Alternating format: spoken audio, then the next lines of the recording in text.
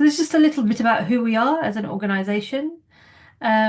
We are a coalition of different grassroots and more established charities and organizations, individual activists, and faith communities who have come together because we believe that ending violence against women and girls is something that we care passionately about. We are an organization, a registered charity that works at the intersection of faith, race, and violence against women and girls. Our aim is to build a movement of specialist organizations, institutions, and grassroots groups, and faith communities to end domestic sexual violence and all forms of violence against women and girls. We feel that the secular and faith traditions have the right ethical frameworks to collaborate and work on this issue. We understand that survivors who come from faith backgrounds have experienced a gap in support, a gap in accessing life-saving interventions, as well as access to justice.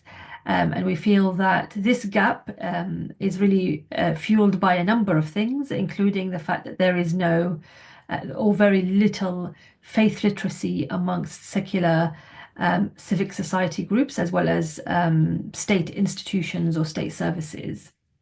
So these are our values. We operate, we try and embed these values in everything that we do, from kind of how we work internally with each other to how we work with our members and community. So we would call ourselves a feminist organization. We are a charity, non-religious. We do not represent a religious or faith group. We are a coalition of organizations. We believe that faith and religion can be used and have, like I said, the ethical tradition to end VAWG. We believe that violence against women and girls is part of a wider system of oppression that marginalized and sidelined and vulnerable and minoritized people face. We are experts because we are experts as survivors in our experience as survivors, but we also have a history in working at both a institutional, community and grassroots level to tackle gender-based violence. And one of our key kind of pillars of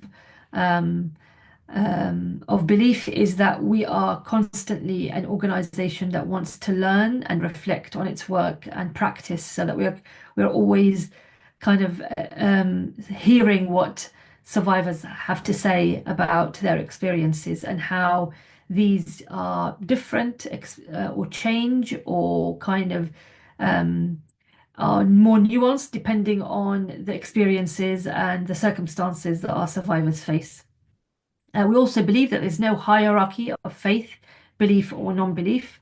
All are equal and can work together collaboratively. In fact, our members are not all faith organizations. They're very kind of secular or non-religious, whether groups, community groups, or actually institutions and charities. So that's very important to say, that you don't have to be a person of faith to work with us. And this is what we do. We try and build a movement to make systemic change. And the idea is to kind of amplify the voices of women and survivors from faith backgrounds. Often they are not heard, and faith is not recognized as a central part of either the abuse that they've suffered or actually a important facilitator of support and healing.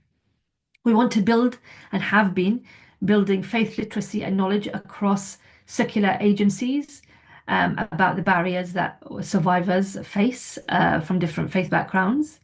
And we also feel like we want to connect different people, organizations, individuals, activists to come together and work to end violence against women and girls. So that's how we do our movement building work.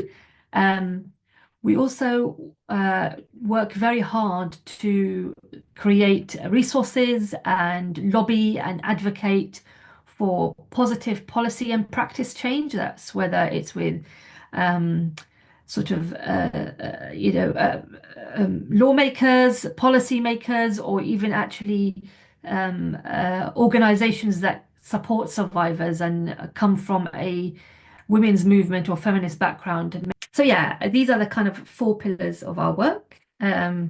Amplifying voices of survivors, building faith literacy within secular institutions and agencies, helping to change policy and practice, both within kind of policy making circles with practitioners, and also institutions and agencies that support survivors who kind of have processes and procedures that might not take account of or realize the dynamics of faith and how that interplays with gender-based violence, which sometimes can create further risk and harm to survivors from faith backgrounds. And then one of our most important pillars is actually engaging with faith communities and supporting them both to contact and be in relationship with secular services, but also more importantly, to learn from the wisdom that they have around gender-based violence. Because long before feminism, long before CEDAW, long before CSW, there were faith communities who were doing this work from day one. And they never called it VAWG, they never called it gender-based violence or feminism. They just called it looking after each other, looking after our community. They called it justice, they called it equality. And so it's about learning from these communities about their wisdom, their work, and their practices to support women who are experiencing harm, whether that's in the name of faith or a god or a deity, or whether that is because the people around them manipulate their spirituality and connection to the divine to ensure that they are vulnerable and are harmed. So that's what we do. We work on these four pillars by, as I said, working with survivors, whether that's through advisory groups, whether it's actually highlighting the work of our members, who sometimes include survivor-led groups. We do research, and we convene an annual conference that brings together all our members, but also different stakeholders. We build literacy mainly through training and knowledge building skills and exchange events, where we create a curricula of what it means to be faith literate. How does faith work in the context of abuse? How does it work in the context of empowerment and healing and support? And also share the training that our members have that is very specific and nuanced to either a specific community or a specific form of violence against women and girls or a particular religious or faith tradition.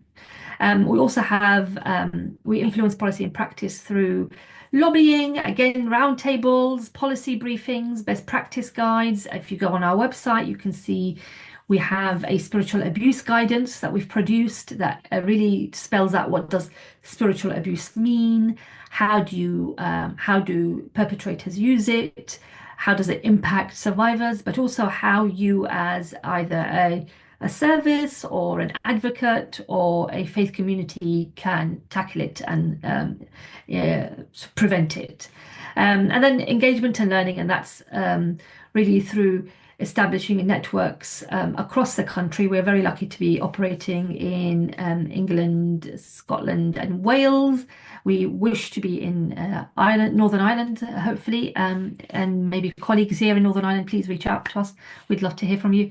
And across the world. And by kind of bringing together a network of these specialist organizations and diverse grassroots groups to talk very frequently with each other, where we curate events where they share and exchange ideas, practices, and really act as a form of support and kind of encouragement to each other that's both informal but also invaluable in terms of just the moral support that is required to do this work. Often you're in this space where you're not quite seen as a true feminist because you have a faith and a spiritual kind of attachment, or you are seen as not quite faithful or a believer because you have a feminist understanding or an analysis of what's happening to women and girls and the world in general.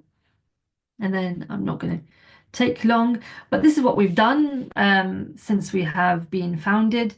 And what I want to say about that is that the only way we have done all these brilliant things and brought people together and built trust and kind of won awards and all of that stuff is because we firmly believe that we need to work in partnership with everybody. And our idea is that once we work with partnership, we want to move beyond that and go towards community, because we firmly believe our community is our superpower. That's our members and beyond. And it is through working with each other, is through creating bridges of support, of understanding, of collaboration, that we can end violence against women and girls, because we need to have a very rounded approach to this issue.